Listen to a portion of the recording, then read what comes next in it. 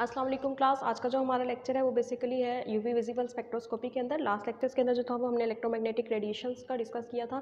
Previous lectures में इसमें हमने जो है वो बेसिकली डिस्कस किया था कि कितने टाइप्स की इलेक्ट्रोमैग्नेटिक रेडिएशंस होती हैं और वो किस तरह से जो है वो मैटर के साथ इंटरेक्ट करती हैं। उन इलेक्ट्रोमैग्नेटिक रेडिएशंस के अंदर जो है हमने यूवी विजिबल जो है वो रेडिएशंस डिस्कस की थी। बेसिकली स्पेक्ट्रोस्कोपी अगर हम देखेंगे तो क्या होती है स्पेक्ट्रोस्कोपी, हम कह सकते हैं कि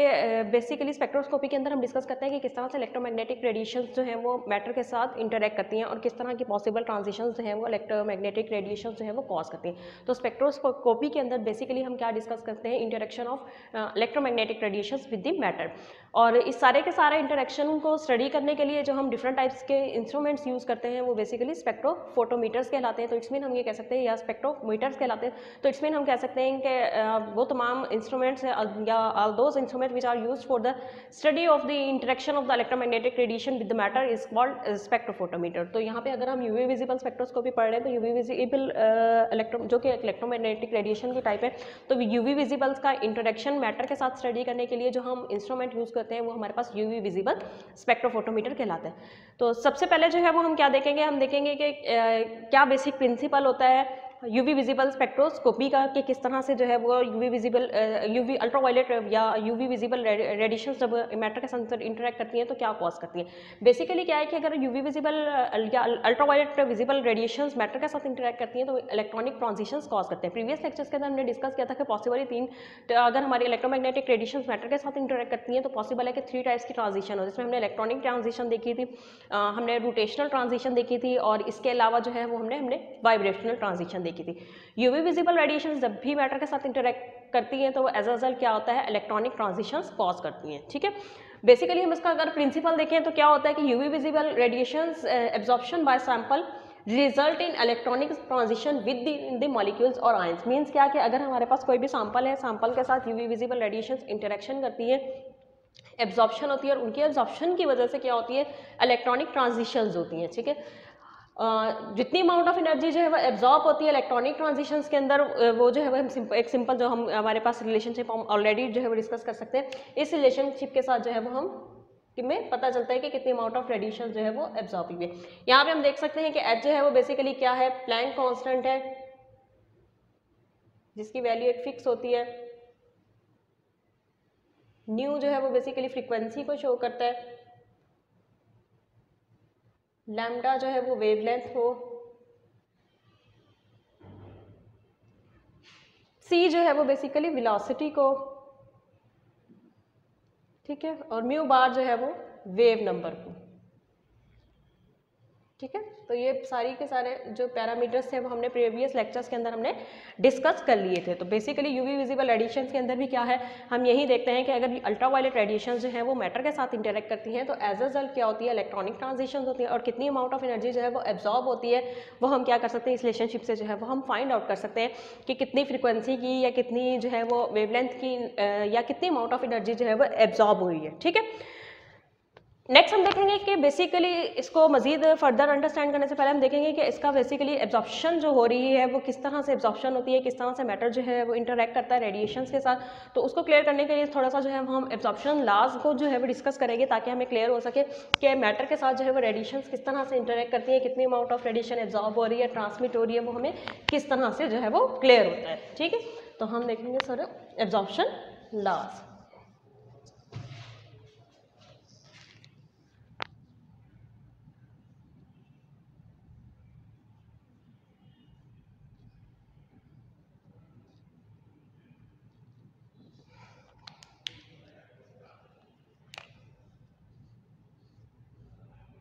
एब्जॉर्प्शन लॉस को थोड़ा सा मैं क्लियर करने से पहले हम थोड़ा सा जो है वो इसकी एक एग्जांपल देखते हैं जिससे जो है वो आपको मजीद क्लियर होगा कि क्या होता है। अब लेट्स सपोज अगर हम कहते हैं कि हमारे पास कोई भी हमारा सैंपल है, ठीक है, सैंपल सोल्यूशन है जिसके अंदर हमारे पास क्या मौजूद है, एनालाइट मौजूद है। कोई भी एनालाइट है जिसकी हम कॉन्सेंट्रेशन जो है अपने इस सैंपल के अंदर परफॉर्म करना चाह रहे हैं। ठीक है, लाइक अगर हमारे पास हम कहते हैं कोई भी हमारे पास वाटर सैंपल है जिसके अंदर कोई स्पेसिफिक एनालाइट मौजूद है और हम फाइंड आउट करना चाहते हैं कि हमारे पास सैंपल के अंदर उस एनालाइट की कितनी कॉन्सेंट्रेशन मौजूद है, तो हम क्या करेंगे कि अगर हम करने फाइंड आउट करनी है, हम इसके अंदर से क्या करते हैं, रेडिएशन जो है वो पास आउट करवाते हैं। यूवी विजिबल को अगर हम जो है वो स्टडी कर रहे हैं तो हम क्या कहते हैं कि जब हम यूवी विजिबल की रेडिएशन इसके अंदर से पास आउट करवाते हैं क्या होती है, कुछ अमाउंट ऑफ रेडिएशन इसमें एब्जॉर्ब हो जाएगी और कुछ जो है वो अमाउंट ऑफ रेडिएशन वो इसमें से क्या हो जाती है,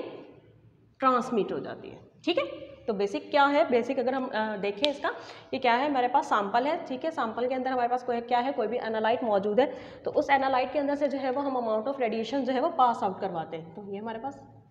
सैंपल सोल्यूशन,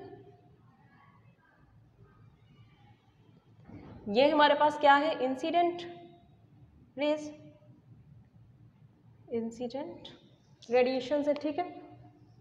जो कि हमने इसके ऊपर अंदर से पास आउट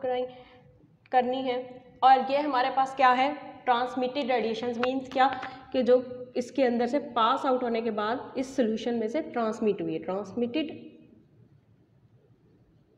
रेडिएशंस। अब हमने फाइंड आउट ये करना है कि बेसिकली हमारे सैंपल ने जो है वो कितनी अमाउंट ऑफ रेडिएशन एब्जॉर्ब की है। अगर हम इंसिडेंट रेडिएशंस को जो है वो डिनोट करें आई नॉट से, ठीक है, और अगर मैं ट्रांसमिटेड रेडिएशंस को जो है वो आई से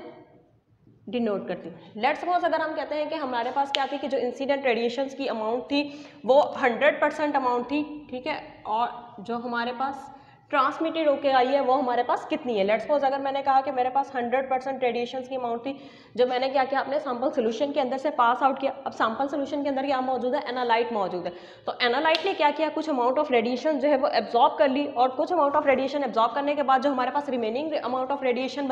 बची, लेट्स सपोज अगर हम कहते हैं कि 5% जो है वो हमारे सोल्यूशन ने एब्जॉर्ब की है, तो हमारे पास ट्रांसमिटेड रेडिएशन कितनी आएगी, 95%। ठीक है, इट्स मीन क्या कि अब हमारे पास ये जो 5% आई है,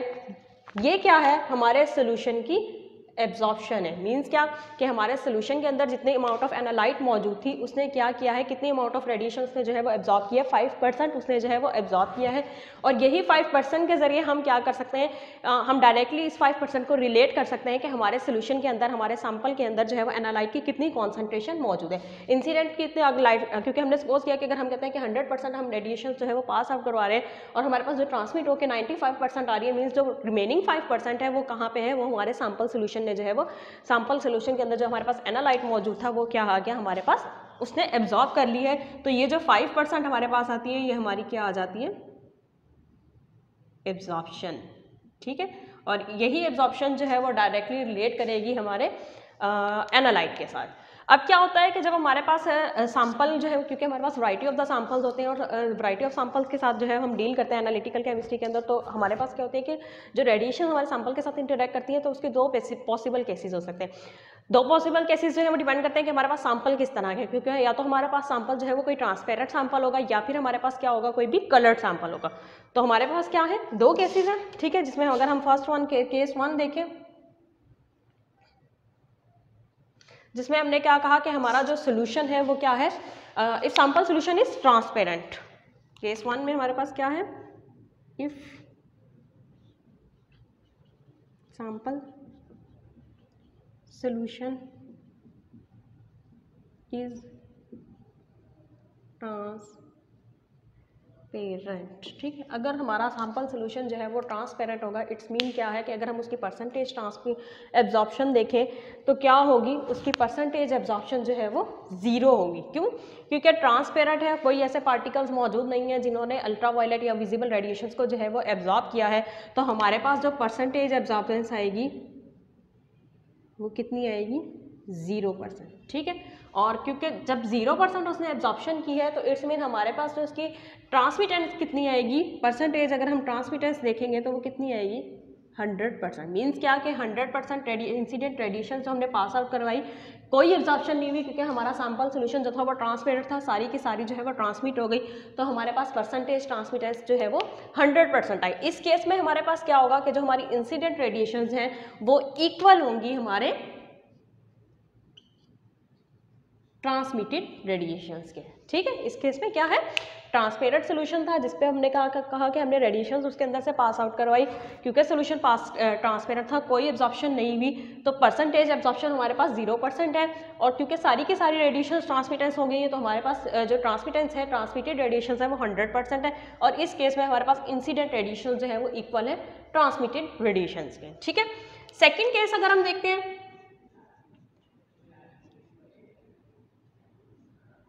केस 2 में अगर हम क्या देखते हैं कि हमारे पास अगर जो है वो कोई सोल्यूशन हमारा कलर्ड सोल्यूशन है, ठीक है, if we have a coloured solution,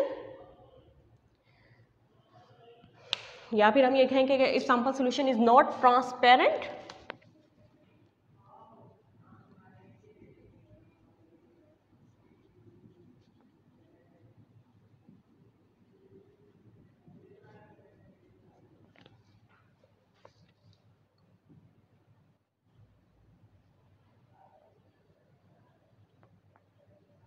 अब देखिए अगर हम कहते हैं कि हमारा सैंपल सोल्यूशन जो है वो ट्रांसपेरेंट नहीं है, तो इट्स मीन क्या कि वो कुछ ना कुछ अमाउंट ऑफ रेडिएशन जो है वो एब्जॉर्ब लाजमी करेगा। तो हम क्या कह सकते हैं कि हमारे पास जो परसेंटेज एब्जॉर्प्शन आएगी वो क्या होगी, क्योंकि कलर्ड है सोल्यूशन, ट्रांसपेरेंट नहीं है, कुछ ना कोई चीज़ एनालाइट के अंदर कोई ना कोई चीज़ मौजूद है सैंपल के अंदर जो रेडिएशन एब्जॉर्ब करेगा, तो इट्स मीन क्या आएगी, वो हमेशा मोर देन 0 आएगी, ठीक है। और जो परसेंटेज ट्रांसमिटेंस है वो क्या आएगी, क्योंकि हमने क्या कहा कि सैंपल जो है वो ट्रांसपेरेंट नहीं है, एनालाइट उसके अंदर कोई ना कोई ऐसा मौजूद है जो रेडिएशंस को एब्जॉर्ब करेगा, तो जो परसेंटेज ट्रांसमिट है इसे वो लेस देन 100 आएगी, ठीक है। क्यों, क्योंकि कुछ अमाउंट ऑफ रेडिएशन जो है वो उसने एब्जॉर्ब कर ली, लेस देन 100, ठीक, 100% कह लें या 100 कह लें, ठीक है। तो ये हमारे पास सेकेंड केस ये आ गया। अब यहाँ पे क्या होगा कि ट्रांसमिटेंस जो है वो कम आएगी, तो इस केस के अंदर क्या होगा कि जो हमारी इंसिडेंट रेडिएशन है वो क्या होगी, ग्रेटर देन होगी हमारी ट्रांसमिटेड रेडिएशन से। क्यों ग्रेटर देन होगी, क्योंकि हमने क्या कहा कि हमारा जो सोल्यूशन है वो ट्रांसपेरेंट नहीं है और उसकी एब्जॉर्प्शन जो है वो 0% से ज़्यादा आएगी। जब उसकी 0% से ज़्यादा आएगी, इट्स मीन क्या कि अगर हम 100% जो है वो फॉल करवा रहे हैं, इंसिडेंट रेडिएशन हमारी 100% है, उसमें से कुछ अमाउंट भी हमारा सैंपल एब्जॉर्ब कर लेता है, तो हमारे पास ट्रांसमिटेड रेडिएशन की वैल्यू कम हो जाएगी। तो इसी वजह से हमारे पास क्या होगा कि इंसिडेंट रेडिएशन ग्रेटर होगा as compare to transmitted radiation. किस केस में, अगर हमारा जो सोल्यूशन है वो ट्रांसपेरेंट नहीं होगा। तो बेसिकली ये दो बेसिक केसेस होते हैं जिसकी बेसिस पे जो है वो हम फाइंड आउट कर सकते हैं या हम रिलेट कर सकते हैं कि कितनी अमाउंट ऑफ रेडिएशन जो है वो, या हम फाइंड आउट कर सकते हैं कि हमारे पास जो है वो कितनी अमाउंट ऑफ रेडिएशन जो है वो एब्जॉर्ब हुई है, हमारी जो है वो इंसिडेंट रेडिएशन ज़्यादा है या फिर हमारी जो है वो इंसिडेंट रेडिएशन और जो ट्रांसमिटेड रेडिएशन हैं वो इक्वल है। तो ये जो है वो डिफरेंट केसेज होते हैं जिनके अंदर हम क्या करते हैं, फाइंड आउट करते हैं। नेक्स्ट हम देखेंगे कि हम जो है वो एब्जॉर्प्शन, और अगर हमने एब्जॉर्प्शन फाइंड आउट करनी है या हमने ट्रांसमिटेंस फाइंड आउट करनी है, तो हमारे पास क्या होता है। अगर हम यहाँ पे एब्जॉर्बेंस का देखें तो हमारे पास एब्जॉर्बेंस बेसिकली क्या आएगी, incident radiation over transmitted radiation, ठीक है, मींस। और अगर हम ट्रांसमिटेंस को देखें तो ट्रांसमिटेंस मींस क्या कि जो हमारी एब्जॉर्प्शन होती है उसका ऑपोजिट। ये हमारे पास इस तरह से जो है वो हम क्या करते हैं, ट्रांसमिटेंस रेडिएशन को जो है वो डिनोट करते हैं। नेक्स्ट अगर हम मज़ीद इसको रिजॉल्व करें, अगर हम जो है वो इसका लॉग लेते हैं तो हमारे पास क्या आता है,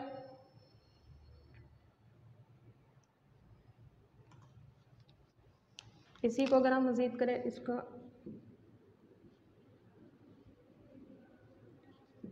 परसेंटेज ट्रांसमिटेंस को हम इस तरह से भी जो है वो रिप्रेजेंट करते हैं। और क्योंकि लॉग एब्जॉर्बेंस को जो है वो ट्रांसमिटेंस के हमने क्या कहा कि इन्वर्सली प्रोपोर्शनल, अगर हम एब्जॉर्बेंस और ट्रांसमिटेंस के दरमियान रिलेशनशिप देखें कि जितनी ज़्यादा एब्जॉर्प्शन होगी ट्रांसमिटेंस उतनी ज़्यादा कम होगी, मीन्स क्या कि इनके दरमियान एक तरह से रिवर्स रिलेशनशिप बनता है, ठीक है। ए से जो है वो एब्जॉर्प्शन को शो कर रहा है और टी जो है वो ट्रांसमिटेंस को जो है वो रिलेट कर रहा है। अगर हम यहाँ पे ट्रांसमिटेंस की जगह पे उसकी जो है वो वैल्यू पुट करते हैं, ठीक है, तो हमारे पास क्या बन जाता है, absorption is equal to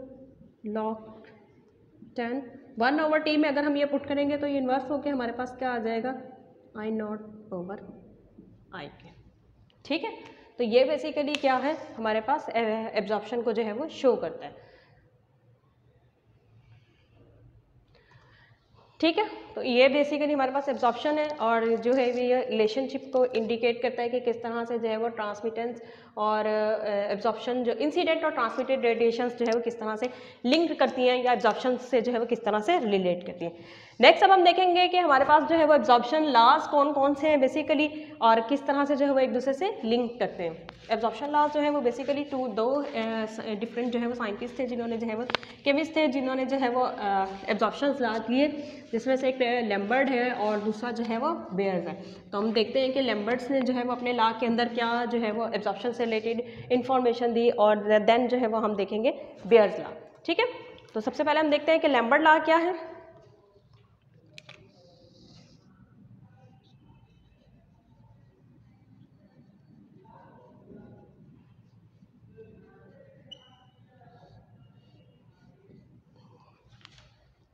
Lambert law ने जो था वो बेसिकली क्या कहा था,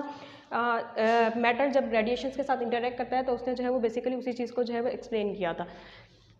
लैम्बर्ट लॉ के अंदर उसने जो है वो बेसिकली क्या कहा था कि जो अमाउंट ऑफ रेडिएशंस एब्जॉर्ब होती है, जब अमाउंट ऑफ रेडिएशंस या जो रेडिएशंस हमारे मैटर के साथ इंटरेक्ट करती हैं तो कितनी अमाउंट ऑफ रेडिएशन एब्जॉर्ब होती है, वो डायरेक्टली रिलेट करती है कि जो भी हमारा सैम्पल जिस सैम्पल है जो जिस भी सेल के अंदर वो प्लेस किया हुआ है उस सेल की जो है वो पाथ लेंथ कितनी है, या इन अदर वर्ड्स मैं ये कहूँ कि उस सेल की जो है वो थिकनेस कितनी है। लाइक दैट अगर हम कहते हैं कि हमारे पास 2 कंटेनर्स हैं या 2 हमारे पास सैम्पल सेल्स हैं, ठीक है, हमारे पास इतना है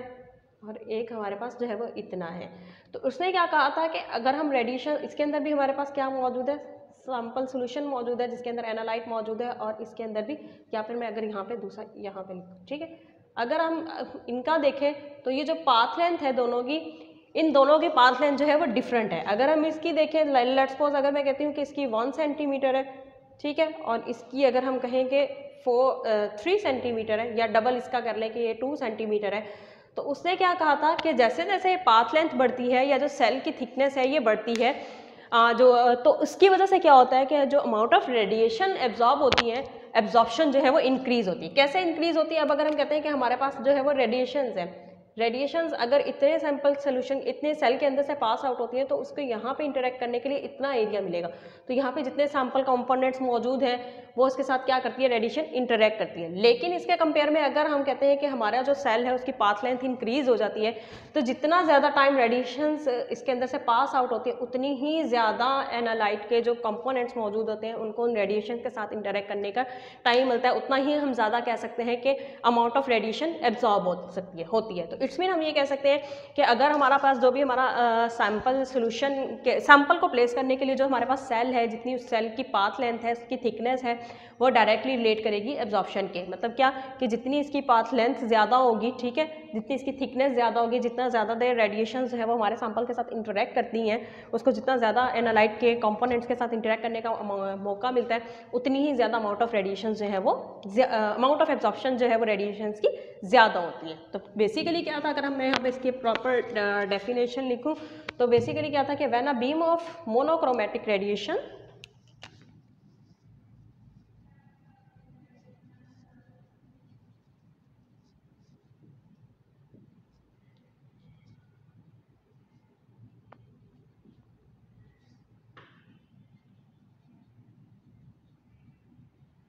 monochromatic radiation pass through the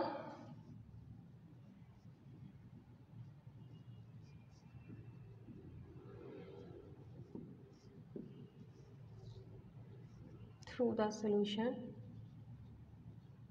the amount of radiation,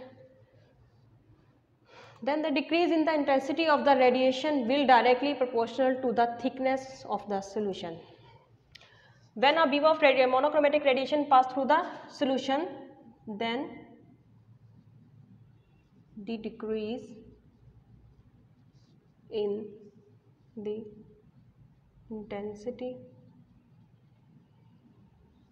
of radiations is directly proportional to the thickness and path length of the solution. To the thickness, thickness means कि वो सेल की जो है वो thickness कितनी है, thickness and path length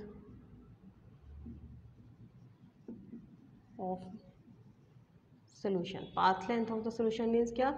कि जिस सेल के अंदर हमने अपना सैंपल सोल्यूशन प्लेस किया हुआ है उसकी जो है वो पाथ लेंथ कितनी है, ठीक है। तो बेसिकली वही है कि जब हम मोनोक्रोमेटिक रेडिएशन को पास आउट कराते हैं तो इंक्रीज इन इंटेंसिटी मींस क्या कि जितनी रेडिएशन की इंटेंसिटी डिक्रीज होगी वो डायरेक्टली रिलेट करेगी कि उतनी अमाउंट ऑफ रेडिएशन जो है वो एब्जॉर्ब होगी। मींस हमारे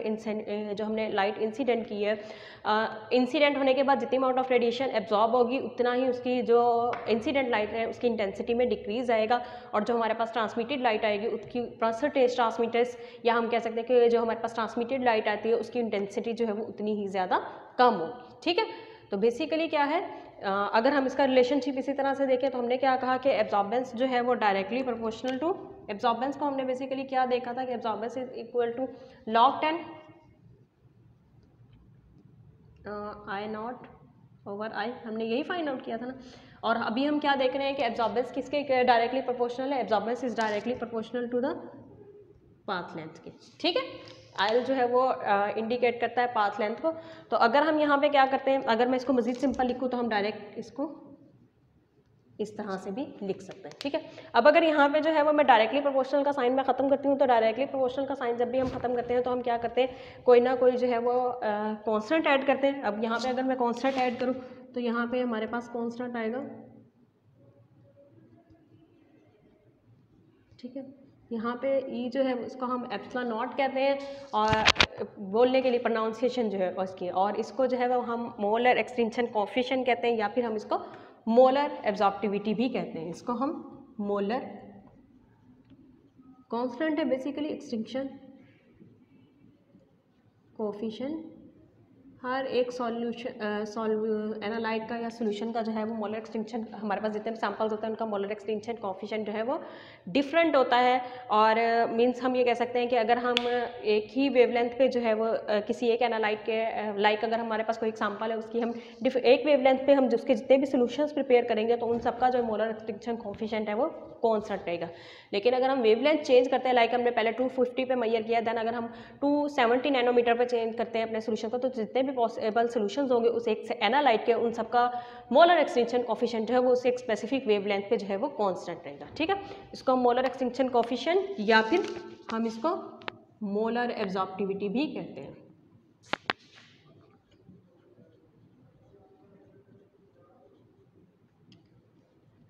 और इसका जो यूनिट अगर हम देखें तो बेसिकली इसका यूनिट जो है वो आता है हमारे पास मोल्स पर लीटर, लीटर पर मोल सेंटीमीटर, ठीक है। यूनिट जो हमारे पास इसका है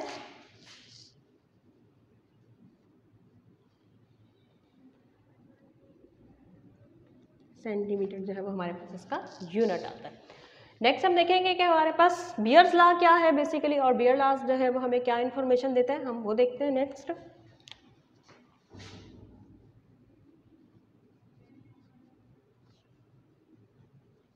बियर्स लॉ भी जो है एब्जॉर्प्शन लॉ का ही दूसरा है। बियर्स ने भी जो है वो बेसिकली एक्सप्लेन किया था कि किस तरह से अगर इलेक्ट्रोमैग्नेटिक रेडिएशन जो है वो इंटरेक्ट करती हैं तो किस तरह से जो है वो इफेक्ट होती हैं अगर हम किसी भी एक वेरिएबल को इंक्रीज़ या डिक्रीज़ करते हैं। तो बियर्स लॉ के मुताबिक क्या था कि अगर हमारे पास एनालाइट की कॉन्सेंट्रेशन जो है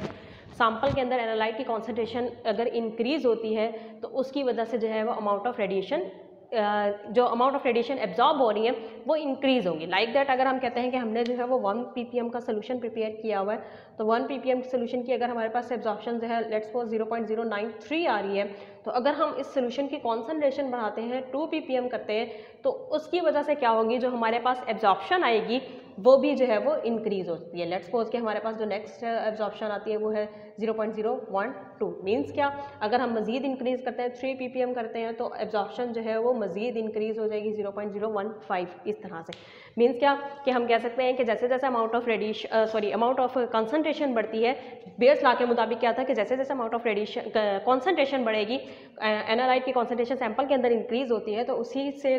डायरेक्टली रिलेट करती है रेडिएशंस का एब्जॉर्ब होना। तो मीन्स हम कह सकते हैं कि जैसे जैसे कंसंट्रेशन इंक्रीज़ होगी वैसे वैसे इंटेंसिटी ऑफ लाइट जो है वो मज़ीद डिक्रीज़ होगी, ठीक है। तो अगर हम यहाँ पे इसको प्रॉपर लिखें, when a beam of monochromatic, अगर मैं प्रॉपर इसकी डेफिनेशन लिखूँ, when a beam of monochromatic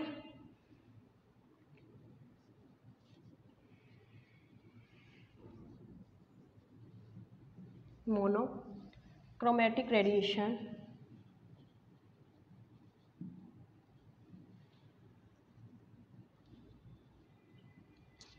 is passed through the solution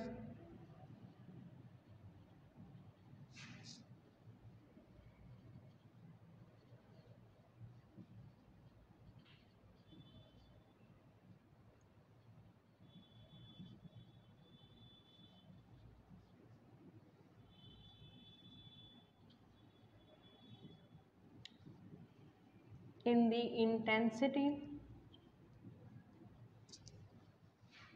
of light is directly proportional to the concentration of solution। ठीक है, अगर हम इसको उसी तरह से लिखें जिस तरह से हमने यहाँ लिखा था कि हमारे पास क्या होता है एब्जॉर्प्शन का, हमने फाइनल जो फाइंड आउट किया था absorption is equal to log 10, ठीक है, आई नॉट ओवर आई और directly proportional to the concentration के। ठीक है, या फिर हम अगर इसको लिखें तो मैं इसको जो है वो इस तरह से लिख सकते हैं absorption is directly proportional to concentration. अगर हम डायरेक्टली प्रोपोर्शनल का साइन ख़त्म करते हैं तो हम क्या करते हैं कांस्टेंट ऐड करेंगे, कांस्टेंट हमारे पास वही आ जाएगा जिसको हमने क्या कहा था एक्सटिंक्शन कोफिशिएंट, या फिर हमने क्या कहा था मोलर एब्जॉर्प्टिविटी कहा था। ठीक है, तो ये बेसिकली क्या है, ये इंडिकेट करता है कि किस तरह से जो है वो रेडिएशंस इंटरेक्ट करती हैं और किस तरह से जो है अमाउंट ऑफ रेडिएशन इंक्रीज या डिक्रीज होती है जब हम क्या करते हैं अगर हम कहते हैं कि हमारे पास जो है वो सोल्यूशन के अंदर एनालाइट की कॉन्सेंट्रेशन या अमाउंट बढ़ेगी तो उससे भी एब्जॉर्प्शन बढ़ेगी, जब एब्जॉर्प्शन बढ़ेगी तो उससे हम कह सकते हैं कि ट्रांसमिटेंस जो है वो कम होगी। इसी तरह से अगर हमारे पास जो सेल है जिसके अंदर हमने सोल्यूशन प्लेस किया हुआ है उसकी पाथ लेंथ इंक्रीज होती है तो उसकी वजह से भी जो है वो अमाउंट ऑफ रेडिएशन जो ऑब्जॉर्ब होती है वो क्या होती है इंक्रीज या डिक्रीज होती है। ठीक है, नेक्स्ट हम क्या था कि अगर हम इन दोनों लॉज को जो है वो कंबाइन किया गया और जो एक फाइनल लॉ दिया गया उसको जो है वो लैम्बर्ट्स बेयर लॉ भी कहा जाता है और अक्सर जगह पे जो है वो आपको एक बेयर लैम्बर्ट लॉ के नाम से भी जो है वो मिलेगा। तो इन दोनों साइंटिस्ट की जो है वो केमिस्ट की कंबाइंड जो इन्होंने लॉ दिया था उसको हम इनको बेसिकली इन दोनों लॉज को जो है वो कंबाइन किया तो हमारे पास जो एक फाइनल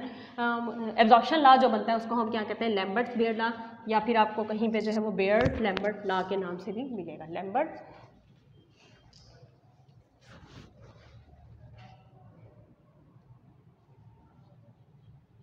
बेयर लॉ। ठीक है, लैम्बर्ट बेयर्स लॉ के अंदर बेसिकली क्या किया है उन दोनों लॉज को कंबाइन किया है। इस दोनों अगर हम इसको लिखें तो हमने क्या कहा था कि व्हेन अ बीम ऑफ, इसका अगर हम प्रॉपर डेफिनेशन देखें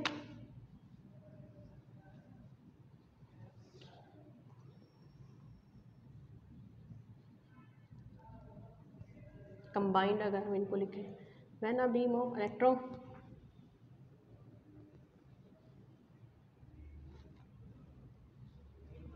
monochromatic, when a beam of monochromatic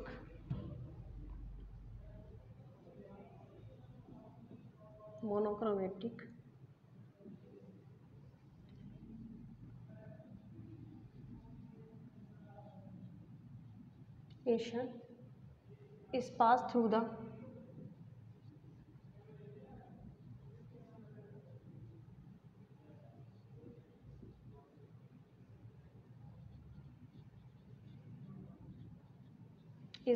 the solution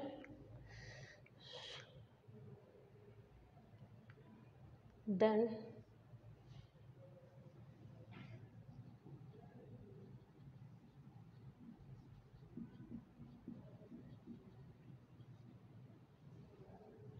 in the intensity,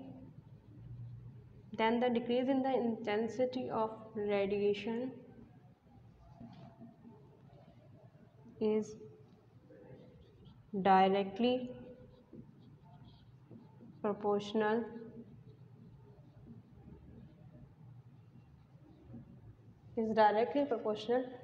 to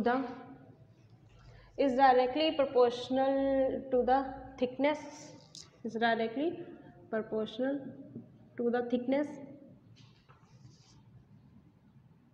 या फिर जिसको हम पाथ लेंथ भी कहते हैं। of the cell and concentration of the solution। तो ये हमारे पास बेसिकली क्या बनता है, बेयर-लैम्बर्ट लॉ बनता है। ठीक है, अब अगर हम इनको जो है वो लिखें, अगर मैं इनका जो है वो वन बाय वन सारा लिखूं कि किस तरह से जो है वो ये रिलेट करते हैं और किस तरह से जो है वो हम इसका लिखते हैं, तो अगर मैं यहाँ पे लिख रही हूँ डायरेक्ट इनका रिलेशनशिप अगर हम एक्सप्लेन करते हैं, तो हमने क्या देखा था कि एब्जॉर्प्शन जो है वो log I naught over I directly proportional to path length and concentration के। ठीक है, या फिर अगर हम कहेंगे हम किस तरह से लिख सकते हैं इस इक्वेशन को, हम डायरेक्टली प्रोपोर्शनल टू, अगर हम डायरेक्टली प्रोपोर्शनल का साइन खत्म करते हैं तो हम इक्वल का ऐड करके और हम क्या करते हैं, कोई भी कांस्टेंट ऐड करते हैं। जो यहाँ पे कांस्टेंट है वो है एक्सटिंक्शन कोफिशिएंट जिसको हम कहते हैं, या फिर उसको हम क्या कहते हैं, मोलर एब्जॉर्प्टिविटी भी कहते हैं। ठीक है, तो यहाँ पे जो है वो C बेसिकली किस चीज़ को रिप्रेजेंट करता है, कंसंट्रेशन को, और L जो है वो रिप्रेजेंट करता है पाथ लेंथ को, जो यूजुअली स्पेक्ट्रोफोटोमीटर के पाथ लेंथ जो है वो 1 सेंटीमीटर तक ही होती है। 1 सेंटीमीटर की पाथ लेंथ जो है वो हम यूज़ करते हैं। और यहाँ पे जो E है वो बेसिकली एप्सिलॉन नॉट जो है वो बेसिकली मोलर एब्जॉर्प्टिविटी, या फिर हम इसको एक्सटिंक्शन कोफिशिएंट भी कहते हैं। ठीक है, कंसंट्रेशन आपको पता है हमारे पास मोल पर लीटर में होती है, और जो पाथ लेंथ है जो है वो हमारे पास सेंटीमीटर के अंदर होती है। अब अगर हमारे पास कोई इस तरह से क्वेश्चन आ जाता है लाइक, और पाथ लेंथ की वैल्यू हमें पता है कि फिक्स है, अगर हमें जो है वो कॉन्सेंट्रेशन फाइंड आउट करने के लिए दी जाती है, हमें एब्जॉर्प्शन की वैल्यू दे दी जाती है। ठीक है, अगर हमें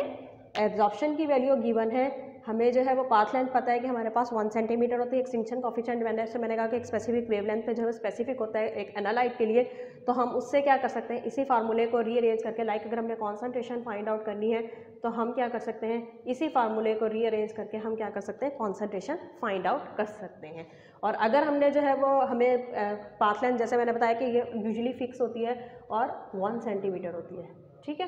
तो अगर हमें जो है वो कॉन्सेंट्रेशन गिवन है, अगर हमें जो है वो पाथ लेंथ गिवन है, और अगर हमें सोल्यूशन की जो है वो एब्जॉर्प्शन गिवन है, तो उसके ज़रिए हम क्या कर सकते हैं, हम मोलर एब्जॉर्प्टिविटी भी जो है वो फाइंड आउट कर सकते हैं इसी फार्मूले को हम रीअरेंज करके। ठीक है, इस तरह से इस फार्मूले को रीअरेंज करके हम मोलर एब्जॉर्प्टिविटी फाइंड आउट कर सकते हैं, हम कॉन्सेंट्रेशन फाइंड आउट कर सकते हैं, हम मोलर एब्जॉर्प्टिविटी फाइंड आउट कर सकते हैं, हम मोलर सैंपल सॉल्यूशन की जो है वो एब्जॉर्प्शन भी जो है वो फाइंड आउट कर सकते हैं, अगर हमें बाकी जो पैरामीटर्स गिवन हो। आज का हमारा टॉपिक कंप्लीट हुआ, जिसमें हमने जो है बेसिकली एब्जॉर्प्शन लॉस देखे। नेक्स्ट लेक्चर के अंदर जो है वो हम फर्दर डिस्कस करेंगे कि कौन सी टाइप की जो है वो ट्रांजिशंस होती हैं और किस टाइप के कंपाउंड होते हैं जो कि यूवी विजिबल रेडिएशन जो है वो एब्जॉर्ब करते हैं। दैन हम इसकी जो है वो वर्किंग और इंस्ट्रूमेंटेशन डिस्कस करेंगे। थैंक यू सो मच, अल्लाह हाफिज़।